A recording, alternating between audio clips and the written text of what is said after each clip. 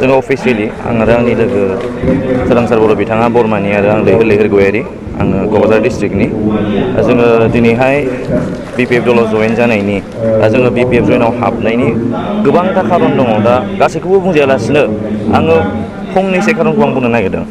जोंनि BPF राजखान्थि हान्जाया जाहैबाय जोंनि रिजनेल पार्टि।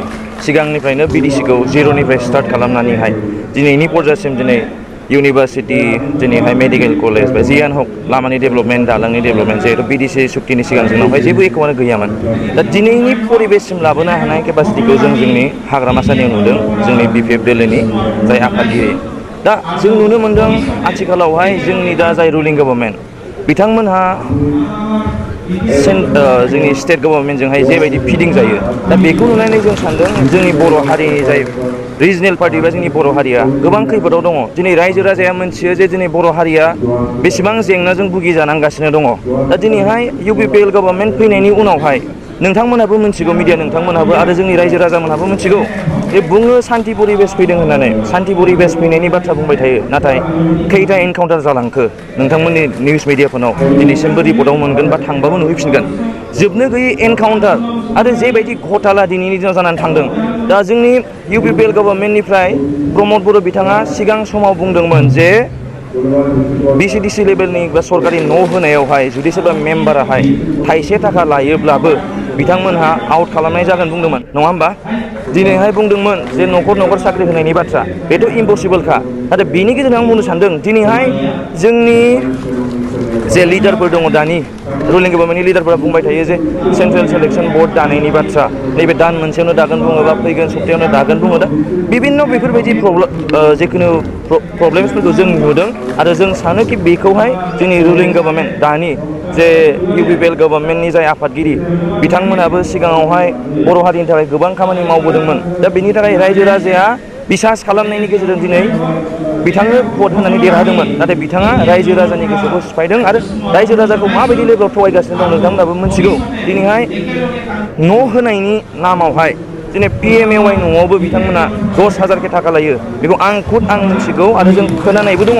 आरो जे जोंनि BDC सरकारनि जे न' होनाय, बिथांमोना बेखौ माबायदि खालामदों जे गावसोरनो लुनानै होयो आरो जुदि गावसोर लुनानै होआब्ला, जुदि लुनानै होनो चान्स मोनाबा बिथांमोना 10,000 15,000 लायो होननाय जों खोनादों। दिनैहाय बे खोथाखौ प्रमद बर' सारा बुंदोंमोन थाखा थाइसे लाबानो होखारगोन होननानैहाय। दिनै बेफोर खोथाखौ बावजोब्बाय नामा?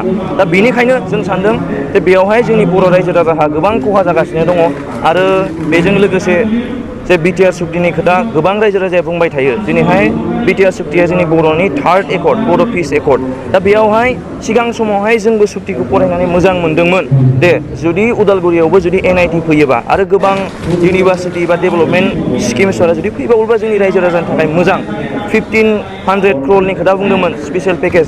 जों सानदोंमोन जे सिगां समावहाय जुदि साक्सेस जायोबा मोजां जागोन होननानैहाय। नाथाय दिनैसिमावबो जोङो BTR सुक्तिनि आं खुन्थिया थंसेबो नुवाखै होनोब्ला भुल जानाय नङाखौ आं सानो।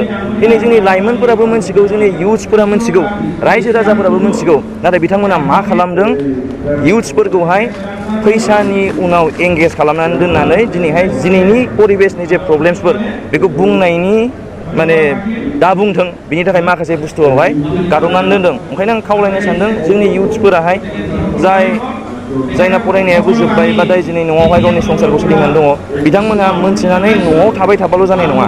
जोंनि बर' हारिनि खहा जानायखौहाय बा जोंनि बर'नि फैगौ सम जे प्रब्लेमफोरखौ जों नुबोदों बेखौहाय सल्भ खालामनो थाखाय जों बयबो ओंखारनांगोन। आरो बिनि थाखाय आं सानदों हाग्रामा महिलारि सारा जेबायदि सिगांनिफ्रायनो सोलिबाय थादों, जेबायदि स्ट्रंलि जोंनि BDC-खौ सालायबोदों, जेबायदि डेभेलपमेन्ट लाबोदों, बेनिखायनो जों दिनै हाग्रामा सारनि पार्टियावहाय बिनि मोनसे खुन्थिया जानानै जाहाथे जोंबो हेफाजाब होनो हायो दानि लाइमोन हिसाबैहाय, बेनिखायनो जों दिनै जयेन जानाय जादों। नोंथाङा बुंबाय सिमा बारायनायखौ आंबो गनायो।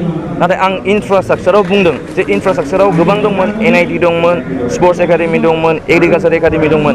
जिहेथु जों लाइमोन दिनै बुङोना लाइमोनानो फिउचारनि माने लाइमोनानो फिउचार होननानै बुङो स्टुडेन्टआनो फिउचार बा इउथ्सआनो फिउचार दा फिउचारखौ मोजां खालामनो थाखाय जोंनो मोजां मोनसे इनस्टिटिउसनेल सेन्टार नांबावगोन जेखौ दिनै बुंदोंमोन दा गोबां खामानि मावाखैबो नङा जों मावनायखौबो नुदों आरो बिटिआर एकर्डनि थ्रुयैहाय बे स्पेसियेल पेकेजनि 1500 क्र'रफोरखौबो गोबाङानो मोनसिगौ दिनै बहा थांखो मोनदोंना मोनाखै बेफोरनि बारैबो जेबो सोमोन्दो गैया नाथाय जों लाइमोन हिसाबै जोंहा सोंखारिनायनि मोन्थाय दङ आरो बेखौ बयबो सोंखारिनांगौ जाहाथे जोंनि रायजो राजाफ्राबो मिन्थिनांगौ माखासे खोथाखौहाय